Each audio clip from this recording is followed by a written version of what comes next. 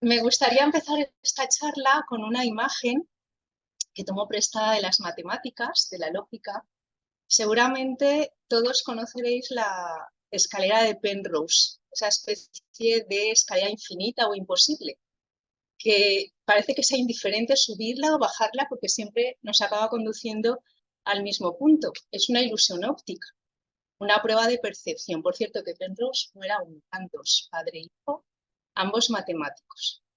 O quizá os suene más la versión de Escher, esa litografía que se llama ascenso y descenso. Bueno, es una imagen que también ha utilizado en diversas ocasiones el cine y la literatura. ¿Por qué traigo esta colación? Porque llegados a este punto, si algunos penséis que hemos venido a hablar de vivienda y no de escaleras o de matemáticas, y esta ponente se está desviando del tema.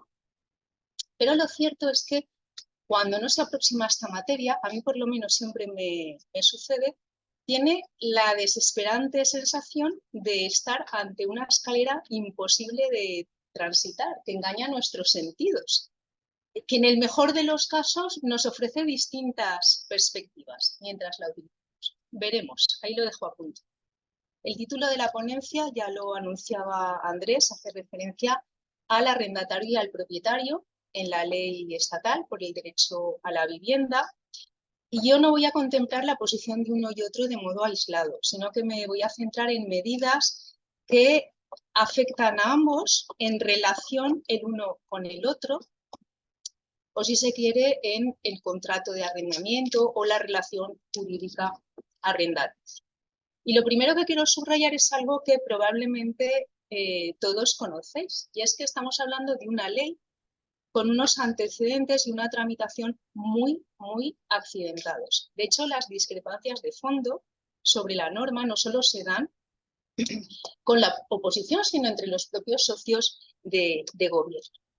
Como consecuencia de todo esto, y por qué no decirlo también por conveniencias políticas, lo cierto es que la ley acaba aprobándose in extremis en plena campaña electoral. Estoy refiriendo a las elecciones autonómicas y municipales que se celebraron el 28 de mayo. Ya sabéis que el resultado provocó la convocatoria de elecciones anticipadas por el presidente de gobierno, que tiene lugar el 23 de julio, y ahora, bueno, ahora mismo estamos con la partida de las investiduras, que os voy a contar. Bueno, en la polémica que acompaña a la ley no es difícil leer, en última instancia, una tensión que, con todos los matices que queráis, es una tensión entre dos mentalidades, una tensión ideológica.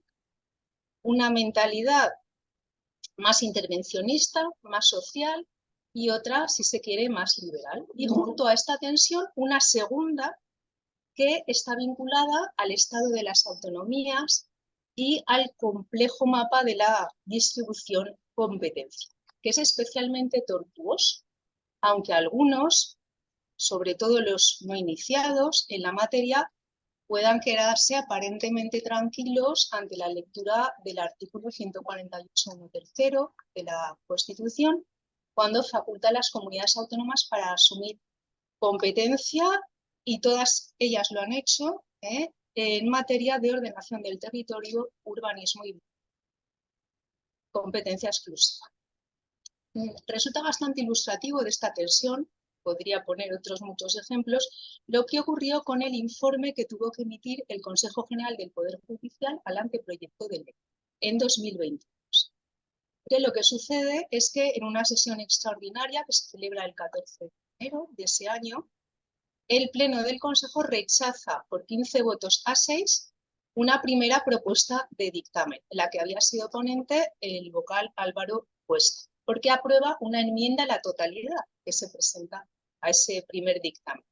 Nombra nuevos ponentes, como vocales José Antonio Ballestero y Enrique Lucas. Este último había sido el ponente de la enmienda a la totalidad, que había tumbado el primer dictamen, y se celebra un pleno ordinario unos días después de aquel primero, el 27 de enero, donde se aprueba el nuevo texto, que es demoledor frente al anteproyecto de ley, sobre todo por cuestiones de competencia, y que lógicamente viene acompañado del voto particular de los magistrados que hayan apoyado el dictamen. Puede parecer anecdótico, pero no lo es, porque lo que subyace es esa tensión a la que me estaba refiriendo al principio. Yo diría que los aspectos más polémicos de la ley, o que han despertado más polémica, son dos. En primer lugar, las cuestiones de orden competencial, que como todos sabemos no son nuevas en materia de vivienda. Las ha sufrido ya más de una ley autonómica y, como sabéis, ya se han anunciado pues, varios recursos de inconstitucionalidad frente a esta ley estatal. Y la segunda cuestión que yo destacaría como especialmente polémica son todas esas restricciones que se imponen al poder del propietario arrendador, a su poder como propietario, especialmente en zonas tensionadas o de mercado tensionado y también especialmente en el caso de grandes tenedores. Entre otras cosas, se discute hasta qué punto estas limitaciones pues, pueden afectar al contenido esencial del derecho de propiedad. Y en paralelo a estas dificultades pues, corren otras, entre las que apuntaría las siguientes, someramente. Múltiples defectos de técnica legislativa por el uso de los conceptos jurídicos, por las constantes y farragosas remisiones a las legislaciones autonómicas o a desarrollos, a normas futuras de desarrollo. Además, no me resisto a apuntar otro elemento que a mí me parece importante. Y es el siguiente, fijaos, por bien intencionadas que sean las medidas, que yo creo que pocos dudamos de que sean, si acometemos un análisis económico del derecho, veremos que no está nada claro que puedan cumplir los objetivos que se han propuesto, ni a medio ni a largo plazo, desde un punto de vista micro ni macroeconómico. Es decir, no está nada claro, por ejemplo, que esas modificaciones que se introducen en el contrato o en la rentaticia, es en lo que yo me voy a centrar, vayan a resolver o mejorar las dificultades que ahora mismo tiene un sector importante de la población para acceder a una vivienda digna, que es lo que principalmente nos debería preocupar. Como digo, los análisis desde un punto de vista de análisis económico del derecho no son concluyentes, pero sí que encienden pilotos de alarma. Esto no lo puede negar nada. Con lo cual, al final, tenemos una sensación de que estamos constantemente como sujetos a una especie de método de ensayo y error. Voy a establecer esta medida, voy a regular de esta forma, a ver si consigo, y pasan los años y las décadas y seguimos con el problema. Voy a poner un ejemplo de por qué digo que ese análisis económico del derecho pues, puede llevarnos a este tipo de dudas o de conclusiones o de inquietudes. Y voy a tomar como ejemplo la contención de las rentas del alquiler, que es una de esas medidas polémicas. En el documento ocasional número 2002 del Banco de España, no de 2002, documento número 2002, que firman López Rodríguez y Matea, a partir de experiencias recientes que se han llevado a cabo con este mismo tipo de medidas en otros países como París o Berlín, se resumen, yo creo que con acierto, algunos de los principales retos del diseño de este tipo de medidas. ¿Qué retos serían estos?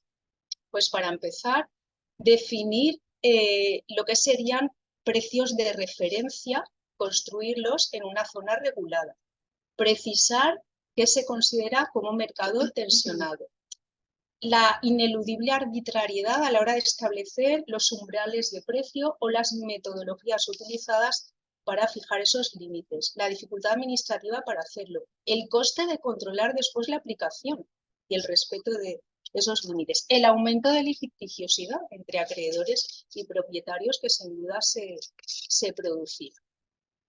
Ni siquiera los economistas se acaban poniendo de acuerdo sobre los efectos adversos que puedan tener este tipo de... Pero sí que alertan sobre la posible disminución de la oferta en alquiler. Es precisamente lo que se trata de evitar. Y no se piense con eso que lo que ocurrirá es que los propietarios van a dejar la vivienda vacía, cosa que también viene penalizada por distintas vías, fiscales, expropiatorias o de otro tipo. Más bien lo que el propietario podría decidir es vender la propiedad, que no está dispuesto a asumir esas restricciones, o dedicar al arrendamiento turístico, que queda fuera del ámbito de la LAO, tiene una regulación administrativa propia que depende de las comunidades autónomas, o al llamado arrendamiento de temporada, Pensemos en esos pisos para estudiantes o para personas que vienen a trabajar temporalmente. Y aquí yo sí que quiero llamar la atención, porque en los arrendamientos de temporada pues sí que se están cometiendo abusos en ocasiones, no en todos ellos, no se utilizan debidamente y finalmente el autor de la ley, consciente de ello, en último momento introdujeron una disposición adicional quinta que dice que se va a constituir un grupo de trabajo para analizar este tipo de arrendamientos de temporada, que además están poco estudiados en la doctrina, sobre las que tampoco hay jurisprudencia concluyente y que yo creo que sí que necesitan esa revisión para ver qué se hace con ellos. Bueno, sea como sea, parece que la oferta de vivienda en alquiler residencial podría restringirse, también podría desincentivarse la rehabilitación, la mejora de las viviendas, etc. Y solo a través de las debidas evaluaciones de impacto, cuando llevara un tiempo de rodaje esta norma u otra que estableciera este tipo de medidas, pues podríamos saber cuáles son las consecuencias que hacen. Y la última pincelada, esta introducción, pues llamar la atención sobre dos espadas de Damocles, por si fuera suficiente solo con una, sobre la ley, los recursos de inconstitucionalidad que están ahí y la posible posición contraria de muchos gobiernos / parlamentos autonómicos, de los cuales depende la implementación de muchas de las medidas y que pueden no ser favorables, pues ya sabemos, según el color político que tengan, a hacerlo así. Así que yo creo que va a ser difícil aclarar el aparejo, pero cuanto más enrevesado, si me permitís este símil náutico, cuanto más enrevesado aparece, más necesario es hacerlo y adujar de forma ordenada los cabos por una cuestión de seguridad jurídica. Por lo menos, si no somos capaces de adujar ordenadamente los cabos, poner el foco de luz en dónde está el enredo, detectar los problemas. Bueno, dicho esto, voy a contextualizar brevemente la norma, creo que es importante para saber el terreno en el que nos estamos moviendo. Voy a contextualizarla desde un punto de vista jurídico, pero también sociológico, incluso económico. Yo siempre que he hablado de vivienda, llevo años trabajando en ella. Pues suelo utilizar una imagen y suelo decir que es como una especie de poliedro de muchas capas. Porque la percepción que tenemos de la vivienda como objeto de derecho se nutre de ideas muy diferentes. Cito algunas solas, aunque podría estar aquí llenando 2 folios. Necesidad, ahorro, inversión, propiedad, crédito, hipoteca, compraventa, alquiler, especulación, urbanismo, sostenibilidad, fiscalidad, intimidad, salud, empleo, etcétera, etcétera, etcétera. Y algunas de ellas en una relación casi de némesis, unas con otras. Y todo ello dibuja un fenómeno variopinto y sumamente complejo. Pero yo creo que no tenemos que olvidar en ningún momento cuál es la faceta principal de la vivienda como objeto de derecho. Y es que está íntimamente vinculada a la dignidad del ser humano y a su desarrollo como persona. Y esta idea ha dejado su impronta en prácticamente todas las declaraciones de derechos humanos, que además se integran en nuestro ordenamiento jurídico a partir del artículo 2 de la Constitución, y también en muchas constituciones europeas, desde que la de Weimar en 1919 le dedicó un artículo específico, el 155, si no me equivoco. Pues bien, en la Constitución española, además de estar reconocido el derecho directamente en el artículo 47, ubicado dentro de los principios rectores de la política social y económica, esto también ha hecho correr muchos chorros de tinta. Aparte de esto, conecta el derecho a la vivienda con otros derechos, muchos fundamentales y libertades reclamados en la Constitución, respecto de los que tiene carácter instrumental para su consecución. Y no los vamos a citar todos, pero somos en la intimidad personal, principio de igualdad, derecho de propiedad, etc. Esto no conviene perderlo nunca de vista por varias razones, pero yo ahora destaco una. Y es que esta relación ancilar tiene consecuencias prácticas importantes. Entre ellas, ha llevado al Tribunal Europeo de Derechos Humanos a poder pronunciarse sobre el derecho a la vivienda, aunque no esté recogido de modo expreso en el Convenio Europeo para la Protección de los Derechos Humanos y las Libertades Fundamentales, gracias a su vinculación con otros derechos que sí que lo están, como algunos de los que he citado. Y además las sentencias son numerosas. Solo en este año, por ejemplo, el caso Parisek, el caso Simonova, no voy a detallar ahora, si en el coloquio interesa tendremos más en detalle, pero esto es bastante frecuente. En este punto es ineludible reconocer también, todos lo sabéis, que existe un debate abierto sobre la consideración o no del derecho a la vivienda como derecho fundamental. Es más, como derecho subjetivo, aunque no sea fundamental, también se discute. Otra cuestión en la que podremos entrar, si queréis, más a fondo. Yo, en este momento, en relación con estas cuestiones, me voy a limitar a apuntar a vuela pluma una idea, intentando provocar la reflexión, sobre la que quiero llamar la atención. Es una idea que puede incluso ser provocativa, pero provocativa que puede ser una idea jurídica. Los juristas nos lo parecen. Y es la siguiente. El mismo argumento que se utiliza para defender la consideración de la vivienda como derecho fundamental, quienes así lo defienden, que es un sector importante de la doctrina. El argumento, me refiero a la consideración como tal en diversos instrumentos internacionales, como los que he citado, que se integran, repito, en nuestro ordenamiento jurídico, artículo 10.2. Ese argumento también podría aplicarse a la consideración del derecho de propiedad como derecho fundamental, porque también se considera en esos instrumentos. Y ahí va la idea provocadora. Cuanto más se refuerce argumentalmente la consideración del derecho a la vivienda como derecho fundamental con base en este argumento, en mi opinión, más se refuerza también lo mismo para el derecho de propiedad. Y en muchas ocasiones puede chocar el derecho del propietario con, por ejemplo, el del arrendatario, ¿no? El que accede a la vivienda por otra vía que no es la propia. Entonces surge el reto, que no es nuevo, ni circunscrito solo a estos derechos, reto para el legislador y reto para el intérprete, de conectar la articulación de los derechos que parecen chocar. Por ejemplo, el reto de cómo y hasta qué punto limitar el poder del propietario para proteger al arrendatario, que es de lo que venía yo a hablar. ¿Qué límites? ¿Qué propietarios? ¿Qué arrendatarios? ¿Medidas con carácter coyuntural? ¿Medidas con carácter estable? Yo creo que quizá pueda arrojar algunos frutos, si lo dejo caer, razonar bajo los parámetros de proporcionalidad y ponderación. Es decir, ¿dónde nos podría llegar en este punto el juicio de proporcionalidad? Que ya sabemos que es un método de creación jurisprudencial alemana que nuestro Tribunal Constitucional ha integrado y utiliza recibiéndolo del Tribunal Europeo de Derechos Humanos y que se utiliza para resolver conflictos entre derechos, intereses o valores en concurrencia, o bienes constitucionalmente protegidos. No tienen ni siquiera por qué ser derechos fundamentales. Ya sabemos que nuestro tribunal emplea el conocido como test alemán, que escalona ese juicio de proporcionalidad en 3 niveles. Primero, el juicio de adecuación o idoneidad. Si lo superas, el juicio de indispensabilidad o examen de necesidad. Y por último, la proporcionalidad en sentido estricto, que valora los intereses en juego y los beneficios o perjuicios de la limitación. Bueno, en relación con esto que estoy diciendo, también se discute si el artículo 47, ya lo sabéis, tiene valor normativo o un mero valor programático.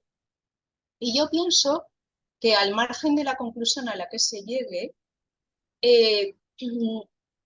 no puede obviarse que estamos ante un principio o un mandato constitucional de optimización que en cuanto tal se puede utilizar en ese juicio de ponderación o proporcionalidad al que me acabo de referir. Es decir, como mandato de optimización, aunque no concluyéramos que tiene ese otro valor, podríamos utilizarlo para valorar si con base en él podemos limitar el poder del propietario o limitar otros derechos que puedan entrar en colisión.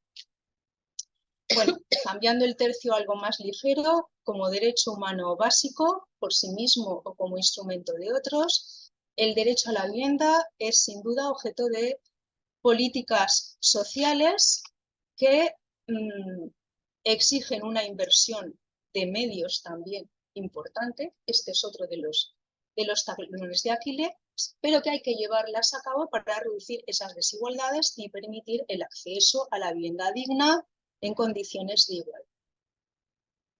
Los Objetivos de Desarrollo Sostenible, en concreto el 10, también corroboran esta idea, y en la práctica esto se plasma en la necesidad de atender a las personas más vulnerables por razones económicas, sociales.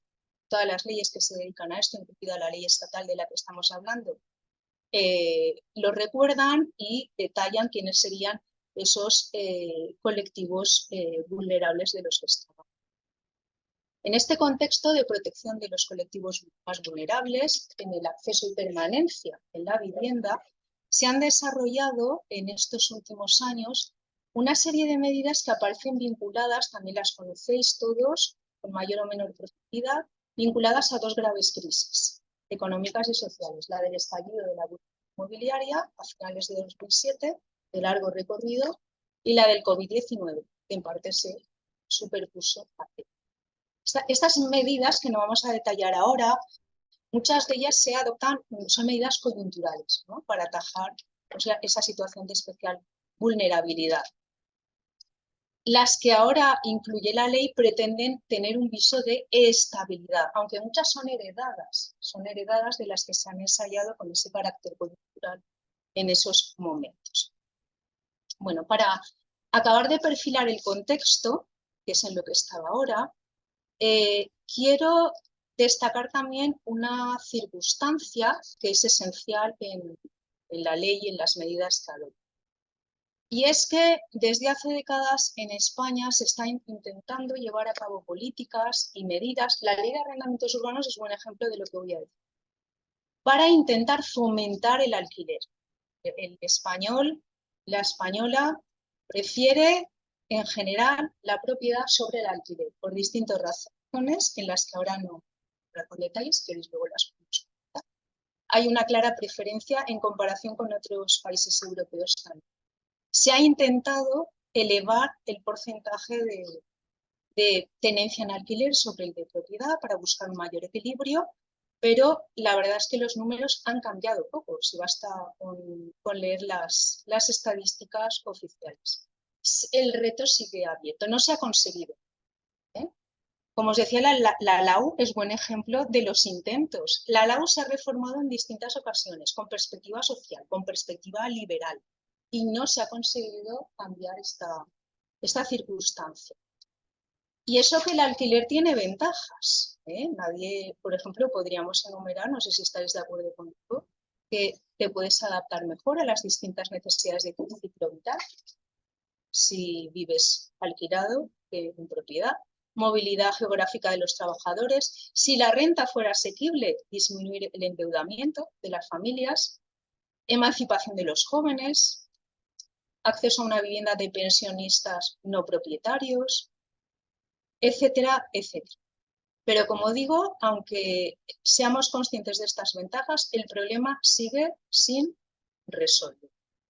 Y la ley estatal 12/2023 también tiene entre sus objetivos principales como uno ese.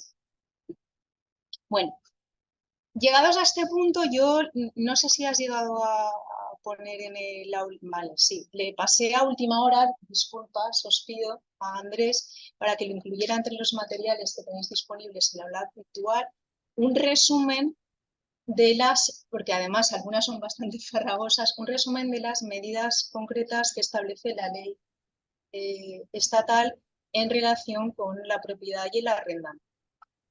Me dice que sí, que la última hora la puedo colgar, también está circulando algunas copias para no tener que entrar, porque además consumiríamos 2 horas si hiciéramos esto, no tener que entrar con detalle en esas medidas. Y ahora yo simplemente voy a dar unas pinceladas y luego podemos comentar lo que más os interese. Bueno, una de las cuestiones que queda bastante clara es que en la ley se intensifica la intervención pública en esta materia, y en concreto en la relación jurídico-arrendaticia también, aunque sea un contrato entre particulares. Entre otras cosas, se hace lo siguiente. Se establece un control de las rentas, lo que se llama las medidas de contención de las rentas del alquiler residencial, distinguiendo entre zonas de mercado residencial tensionado y las que no lo están, y entre grandes tenedores y los que no lo son. Luego, si queréis, descendemos a mayor detalle, pero os puedo decir que, por ejemplo, gran tenedor, según la ley, si tienes 10 o más viviendas, lo serías, pero las comunidades autónomas pueden establecer que sea a partir de 5 viviendas, o más de 1.500 metros cuadrados sin contar garajes y trasteros. Y la zona de mercado residencial tensionado requiere también una declaración por la administración competente, es la comunidad autónoma, mediante un procedimiento que os he detallado un poquito en el esquema este que os he repartido, con lo cual también depende de que cada comunidad autónoma al final tome esa decisión y haga esto. La ley también incide en el parque público de vivienda social, no sé si después entrará en esta cuestión, y establece, entre otras cosas, una colaboración público-privada para sacar más vivienda de protección pública y intentar también resolver por esta vía el problema. Vivienda en alquiler, estamos hablando. Incentivos y desincentivos fiscales, incentivos en la renta, desincentivos en el IBI con recargos por viviendas desocupadas que podrían establecerse. Se añaden prórrogas forzosas a las que de por sí ya contemplaba la LAU. Se prioriza el pago por medios electrónicos. Se regulan los gastos de gestión inmobiliaria y formalización del contrato a cargo del arrendador. Se incide también en el índice de referencia para actualizar anualmente la renta, que en breve se enviará. Los temas fiscales y una cuestión que yo quiero volver a insistir en ella, porque me parece muy interesante. ¿Recordáis el grupo de trabajo para estudiar qué ocurre con los arrendamientos celebrados, arrendamientos para uso distinto del de vivienda, pero en concreto los de temporada? No nos olvidemos de esto. Bueno, como os decía, yo no voy a entrar ahora a detallar si luego hay interés en alguna de ellas, pero por ahí van los tiros. Lo que sí que he seleccionado, ya para terminar, es una cuestión.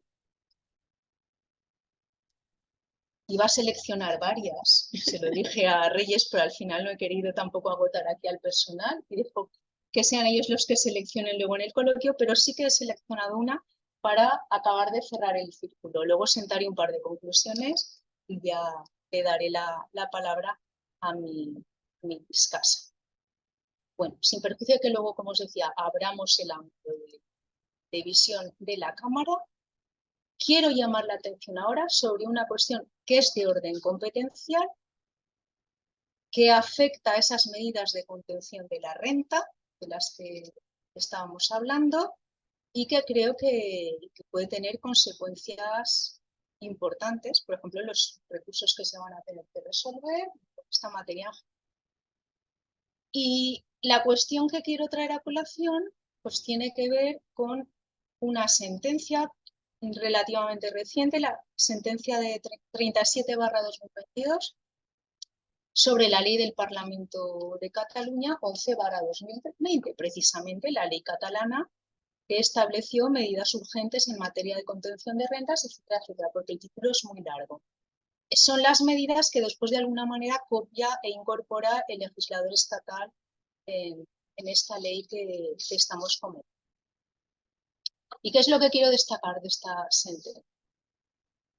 Pues voy digamos, a resumirlo en la mayor medida posible.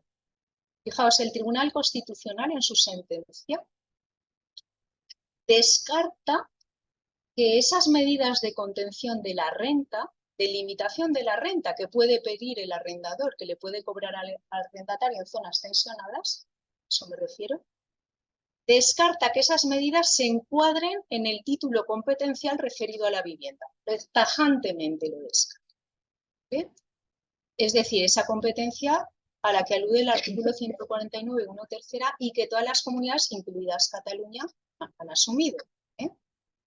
En urbanismo, ordenación del territorio y vivienda. Dice, no, esas medidas de límite de la renta no van por ese canal competencial, sino por el del artículo 149, 1 octava. Sé que también tantos dolores de cabeza nos provocan los civilistas. El que regula la competencia exclusiva del Estado en materia de legislación civil. Y conviene recordar que ese artículo, digamos que contiene como 3 reglas. En la primera, reconoce competencia exclusiva al Estado en materia de legislación civil. A continuación, excepciona o salva, dice que sin perjuicio de la conservación, modificación y desarrollo del derecho civil propio, foral o especial en aquellas comunidades, allí donde existan, dice, allí donde existan, en las comunidades que lo tengan, y acaba con la tercera regla, que es la que ahora más nos interesa.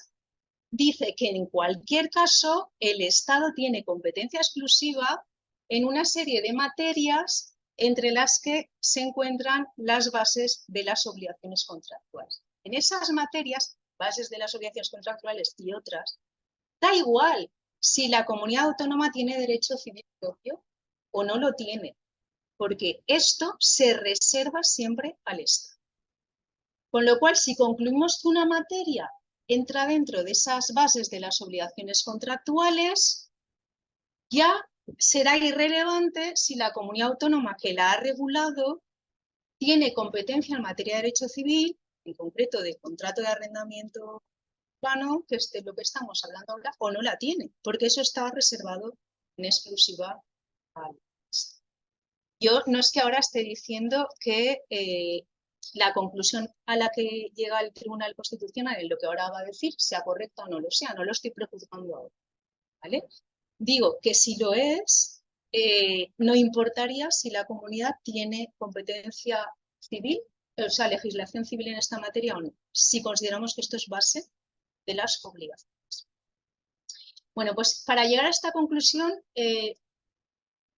resumiendo los argumentos, el Tribunal Constitucional dice, bueno, y esto es así por lo siguiente. Primero, porque la vivienda no constituye un título competencial autónomo, sino que la vivienda está anclada en distintos títulos competenciales, dependiendo qué es en concreto lo que estemos regulando sobre vivienda, qué enfoque le estemos dando, qué dimensión estemos acometiendo en la regulación.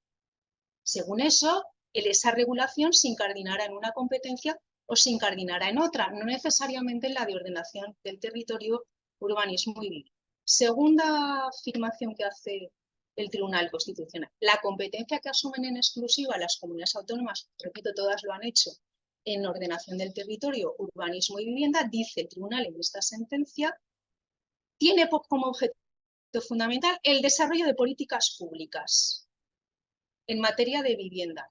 Y dice literalmente, actividad administrativa de ordenación y fomento del sector.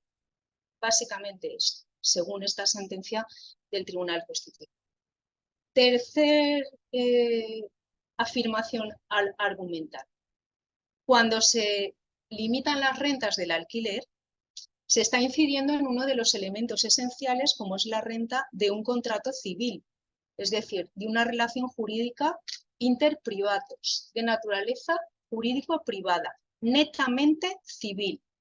Y por eso la competencia, dice, es la del 149, 1 octava, y no la del 148, 1 tercera.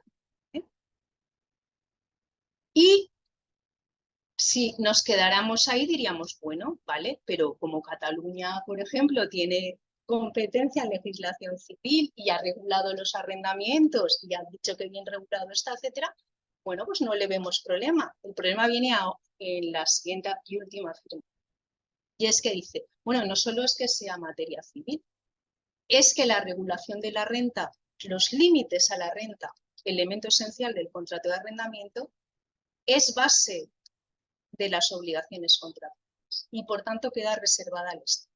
¿Y por qué es base de las obligaciones contractuales? Bueno, la sentencia es larga, yo ahorro explayarme mucho, pero básicamente por la combinación de dos argumentos. Porque está vinculada directamente con la autonomía privada, con la autonomía de la voluntad, y eso es básico, la libertad de pacto en nuestro sistema, y porque además es en este tipo de cuestiones el Estado es garante de la unidad de mercado. Si dejamos que cada comunidad autónoma regule esto de una forma diferente, podemos atentar contra esa unidad de mercado. Por eso, para homogeneizar y garantizar esa unidad de mercado, consideramos, combinando esto con la autonomía, consideramos y opinamos, el Tribunal Constitucional, que esto es base de las obligaciones contractuales. ¿Por qué he querido traerlo a colación? Porque esto creo que tiene una importancia especial. Bueno, pues no porque, digamos, sea concluyente o definitivo, que todo es opinable, incluso lo que dice el Tribunal Constitucional, muchas veces especialmente lo que dice el Tribunal Constitucional. No, lo he querido traer a colación, entre otras cosas, porque el concepto de bases de las obligaciones contractuales es un concepto muy debatido, muy difícil, en el que el Tribunal Constitucional ha ido muy mareado, no ha establecido, de hecho, lo que podamos leer escrito por la doctrina sobre el tema nos lo demuestra. Ya ha habido otras sentencias también relacionadas con Cataluña en que ha intentado perfilar esto mejor, pero es una asignatura pendiente todavía, la de concretar lo que son las bases de las obligaciones contractuales, y en esta sentencia entra en esa concreción que afecta directamente al tema. ¿Por qué? La conclusión es, declaro inconstitucional casi toda esa ley catalana, desde luego estas medidas de las que estamos hablando. Y las medidas, digamos, otras medidas no civiles, pero vinculadas a esa declaración. Me cargo casi toda la ley, porque digo que esto es competencia del Estado si es que quiero, ¿no? Y ahora llega el legislador estatal y intenta acometer la regulación de este tipo de medidas. Nos podemos quedar tranquilos diciendo, bueno, pues como ahora lo ha hecho el legislador estatal, paz, estoy de acuerdo con lo que le ha indicado el Tribunal Constitucional que podía hacer. Pero digamos que abrimos otro melón, porque con esto no queda resuelto el problema. Podremos haber solucionado el tema de que, solucionado entre comillas, de que la vía competencial, de que esto es competencia del Estado. Pero, ¿son estas medidas respetuosas del contenido esencial de la propiedad? Por ejemplo, porque esa es otra cuestión diferente. El legislador estatal tiene que respetar ese contenido esencial, artículo 33, y si choca con otros derechos, bueno, pues ya apuntaba lo del juicio de proporcionalidad para ver hasta dónde nos puede ir. ¿Vale? Y con esto cierro, no con todas las conclusiones que tenía preparadas, que no quiero agotaros ni tampoco invadir el tema de Reyes, pero sí que quiero dar dos conclusiones rápidas. Una, a modo de pregunta.